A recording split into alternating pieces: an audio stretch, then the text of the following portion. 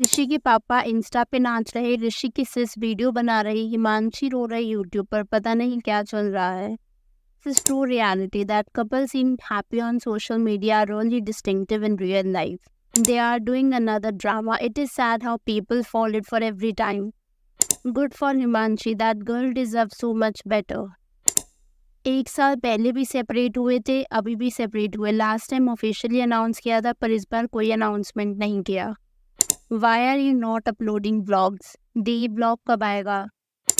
इतने दिन बाद व्लॉग आ रहा है, उसमें भी इतना क्लियर तो करो क्यों व्लॉग नहीं आया। इनकी लाइफ पब्लिक है, सबकी लाइफ पब्लिक नहीं होती। या जो कुछ भी है हम लोगों की वजह से। यहाँ पर इतने सब लोग कमेंट करके पूछ रहे हैं, बट ये लोग बिल्कुल चुप है, कोई रिप्लाई नहीं, कोई अपडेट नहीं। थोड़ा तो रिस्पेक्ट दिखाओ यार। या लास्ट टाइम की तरह इस बार भी यही सब। Why are you living alone? At least give us a hint for living that home in Lucknow. Hi everyone, ये सब कमेंट्स हैं नेटिजन्स के ग्लैम गर्ल एगे हिमांशी एंड ऋषि के दोबारा सेपरेट होने पर। But before I get into the video, आपको इनके बारे में थोड़ा सा बैकग्राउंड चेक दे देती हूँ। तो हिमांशी एक इंडियन कंटेंट क्रिएटर हैं, अभी वो करंटली 28 साल की हैं।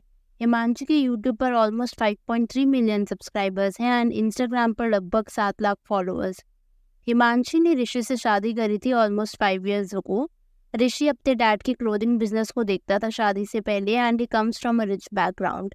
लेकिन हिमांशी से शादी के बाद ऋषि भी फुल टाइम कंटेंट क्रिएटर ही बन गया था। इनकी कपल वीडियोस से इंडियन लोगों को बहुत प्यार मिला था।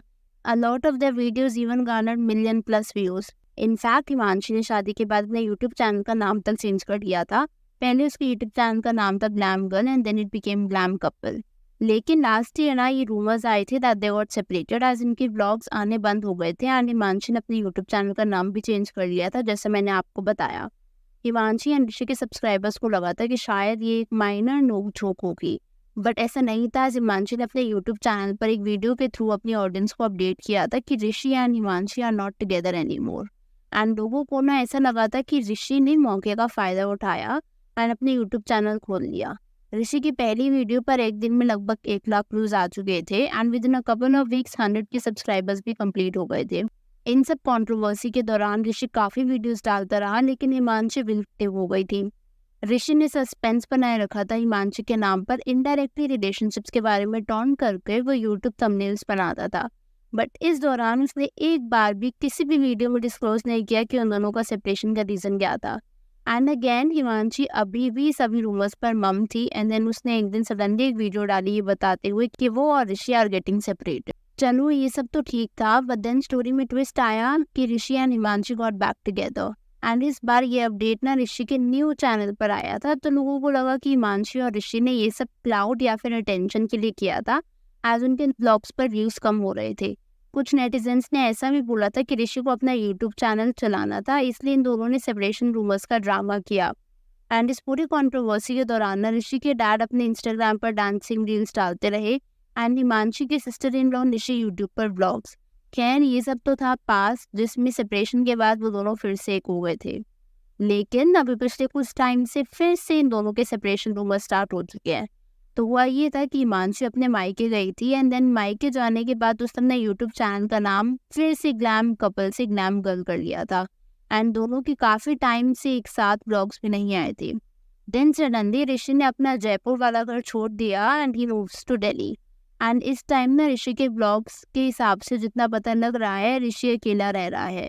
इन दोनों रीजंस की वजह से ना पहले पीपल स्टार्टेड स्पेकुलेटिंग कि दोनों के बीच में कुछ तो ऑफ है, या तो इस बार जेन्युइनली कुछ ठीक नहीं है या फिर दोनों फिर से इस बार अटेंशन के लिए ये सब कंट्रोवर्सी क्रिएट कर रहे हैं। देखो मैं आपको इतना ही बोलूँगी, आज सब्सक्राइबर्स या व्यूअर्स अगर आप उनको देखते हो तो बहुत आसान होता है इन्फ्लुएंसर्स की लाइफ में इमोशनली इन्वेस्ट हो जाना, लेकिन हमें ये नहीं भूलना चाहिए कि हम कभी कभार मैनिपुलेट भी होते हैं, बिकॉज हम इन्फ्लुएंसर्स को इतना ट्रस्ट करने लग जाते हैं, तो वहाँ पर इमोशनल मैनिपुलेशन कहीं ना कहीं आ जाता है। और इस तरीके का अटेंशन सीकिंग बिहेवियर जो है ना वो आपकी मेंटल हेल्थ को अफेक्ट कर सकता है।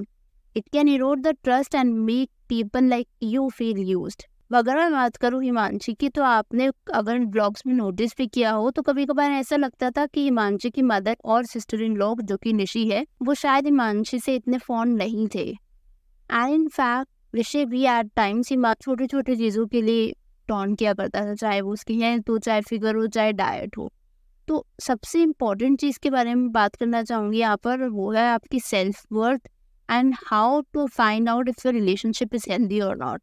If you ever feel like you are in relationship where your partner is not genuinely interested, या फिर बस अब ये काम चल ही रहा है because you feel you have to, it is time to reassess.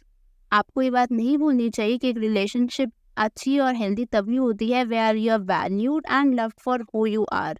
ऐसा नहीं कि आपको किसी और के हिसाब से चेंज होना पड़े। जैसा मैंने आपको बताया कि ऋषि की वीडियोस में एट टाइम्स ऐसा लगता था कि वो हिमांशी को कहीं ना कहीं कंट्रोल करना चाहता था इन टर्म्स ऑफ डाइट या फिर बाकी चीज़ें। तो that is not how a healthy relationship works.